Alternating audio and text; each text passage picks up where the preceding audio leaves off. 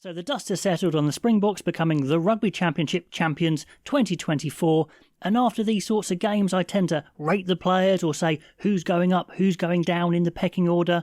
I want to do something a little bit bigger here and think about a hypothetical situation. If the World Cup final was tomorrow, what team would they pick? So essentially, what's their best team, but along the lines of if everyone was fit. And also there's some caveats in here saying selection policy is no issue, not so much for South Africa, but when I do the All Blacks, that's one to bear in mind. But I'm saying everyone is available. Who would they pick if this hypothetical World Cup final was tomorrow? Now, of course, this is just my opinion on the matter, and I'd love to know what you guys think, so pop your teams in the comments below. So let's have a look at what happened to this Rugby Championship and what we knew before. Put it all together. What would the strongest team be? Now, the way I'm going to do it, I'm going to split it up between the forwards and the backs, and starting with the players that I think aren't even questionable. It's easy. These are the players I think there's no debate on. Pop them in there. Oxenche, Mbonambi, Malherbe, the starting front row. And then bomb squad wise, we know that Malcolm Marx is going to be the replacement hooker and Vincent Koch's going to be the replacement tight head. A few question marks on the replacement loose head, and that's pretty much it. The combination of Mbonambi being incredibly steady to start with, and then Malcolm Marx coming on and being a bit more explosive is the best combination. We've seen it before when Marx starts, probably doesn't look quite as good. Is Marx quite as explosive as he was? Well, no, but he's got some extra experience and that can help as well, and it's clearly the best combo. Who's going to be the replacement loose head? Well, I think you probably stick with Steenekamp, and that's probably the way to go at the moment. I think there could be some movement there, but apart from that, front row is pretty much settled. Now, in the second row, we know that the legend Eben Etzebeth is going to be there, and the only question is, who's his partner going to be? In this Rugby Championship, it was Ruan Nortje, and he did really, really well. I thought he improved as he went through. He showed good leadership, excellent skills. Is he an absolute monster? Maybe not, but he didn't do anything wrong, so he's definitely in the running if the World Cup final was tomorrow. But we know we've got a lot of very experienced second rows who can come back from injury, and in this scenario, we're saying they're all fit. We've got Franco Mostert, we've got Ludo Jager, we've got RG Snyman, Jean Klein, Morat, of course, was in this Rugby Championship. Who would you take? It's a tricky one. I think you go for the classic combo of Mostert, starting with Etzebeth still, and RG Snyman on the bench. Ludo Jager may well come back into it. Morat, we haven't seen enough of him. I haven't seen anything special for him to say that he should be in the team, even though Razzie obviously sees something in him. But I think it's going to be Etzebeth, Mostert, and RG Snyman coming off the bench for me if the World Cup final was tomorrow. Now, in this Rugby Championship, number 8 was a good battleground. The incumbent was Jasper Wiese. The challenger was Elric Lowe, and Elric Lowe has probably shown he's got a few more skills, a bit more range to his game. Jasper Wiese is straight up and down, smash and bash 'em, but goodness me, sometimes kicking the front door is the best option, and you need different roles in the team. There's lots of other players that can handle the ball. Wiese is there just to hit really hard, and in the last game against Argentina, he was fantastic, probably his best game of the championship. I think he started off when he came back with his best game for the Springboks full stop, and then finished with one that definitely rivaled that. So I think he takes the crown for now, keeps it. He is the basher. Elric Lowe, if there's a 6-2 split, I think he would come into the team if there is that 6-2 split. But apart from that, I think Kwagga Smith always stays as the impact sub. Again, in the last match against Argentina, what an impact he had.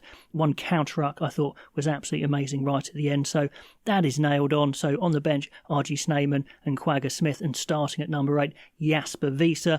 And of course, in the back row, Siya Kolisi is the starting open side, although he doesn't seem to finish games. And Pieter-Steph du Toit just goes from strength to strength. What a great player. Out wide, line out. He obviously played in the second row a bit as well, which lets you have more versatility on the bench. And he's just an absolute mountain in the carry, every single area.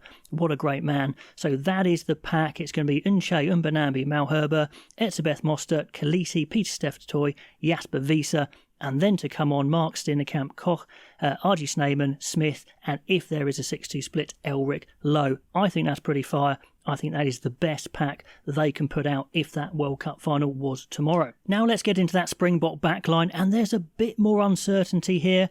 The guys I think who are definite are Damian de Allende at 12, Goodness me, he is a mountain of a man there. His rucking is unbelievable. He turns over ball. Obviously, he carries it up amazingly. Probably not the best guy you want, to make a 2-on-1 or make a play sometimes, but that's not really his game. He still does those basics so well.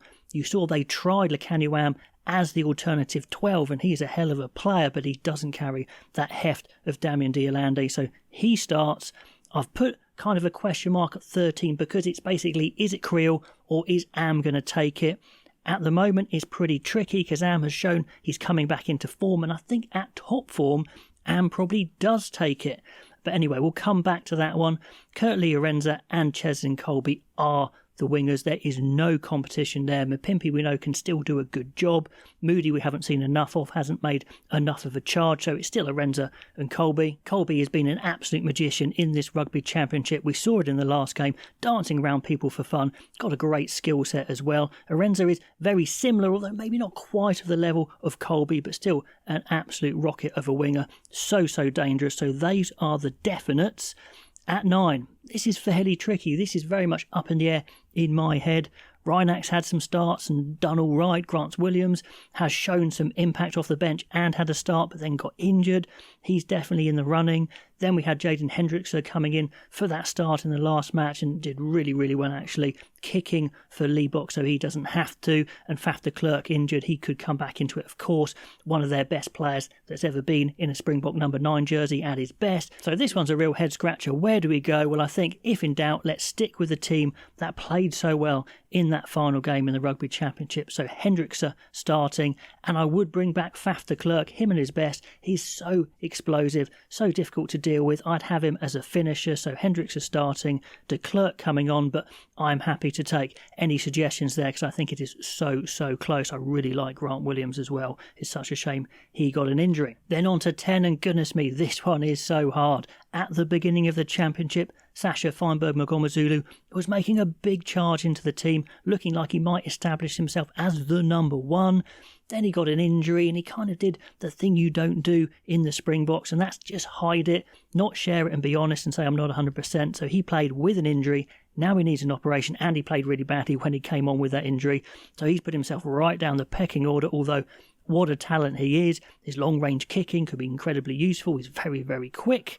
But then we saw Manny Liebok playing that last game, not having to kick the ball at goal, and he looked $1 million. His pass is phenomenal. His creation, his speed is different level. He looked liberated in that role. And then, of course, the third contender is Andre Pollard, who still adds so much to the game. That last game against Argentina looked so fresh, nailed his kicks.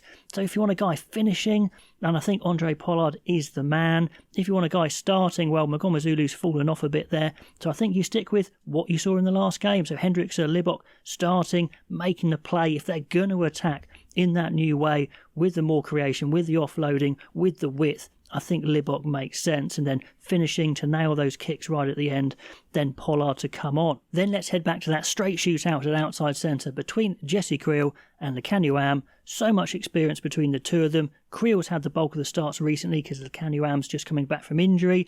He hasn't had the starts at 13, so I think you have to stick with Creel, but if I was picking a bit later and Am had got some starts at 13, say, it could be different. Am is very close to being on the bench. I think it is there, a straight shootout between him and the injured Damian Willemse. Willemse probably covers more because he covers centres and back 3 and kicking.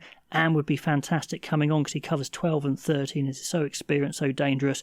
It's a tricky one. I'll be happy with either. I'm just going slightly with Damian Willemse here. He is still very talented. Bring him on at 15 anywhere. Covers an awful lot, and if you do want to change to a 6-2 split, he is probably the man there as well. I'm going with a 5-3 in this team so I can get de Klerk, Pollard and Willemse on the bench. But yeah, if you're saying Am should be in the 23, I wouldn't argue with you. And then the final spot is that fullback slot. Do you go back to the veteran Willie le Roux, who's still got plenty to offer? We know he's got a great passing range. He can come in at first receiver, but then we saw in this championship that Afalele Fassi can do that as well. We know he's quick, we know he's good under the high ball, but I think he's shown he's got the all-round game. Nearly perfect in the last game, a couple of misplaced passes, but he was making some fantastic width on the ball with that passing game, and he can score, and he's so incredibly quick. Huge height on one of the jumps that actually won a yellow card. So I think it is Fassi. I think he has earned the slot. You could stick with Willemse, who was probably the man before, but I think Fassi has done so well in that last game, he's just nicked it off Willemse, who goes to the bench, like I mentioned. And another guy who could be in the 23 is Sasha Feinberg-Magomezulu. So there's a really good mix there for that number 23 shirt. Lots of talented players that could come in. So that is my World Cup final team. Hypothetical, if everyone was fit and we were picking tomorrow, this is what I'd go for. There's certain guys there that are incredibly close. Norkia would definitely make the wider squad. Of course, I mentioned Sasha Feinberg-Magomezulu. He would make the wider squad, as would Lekanyuam. But anyway, have a look at that team. I think it is absolutely fantastic. Would it win a World Cup final? Well, you wouldn't bet against it, would you? So anyway, let me know what your team would be down below, the best Bok team, and I'll catch you next time.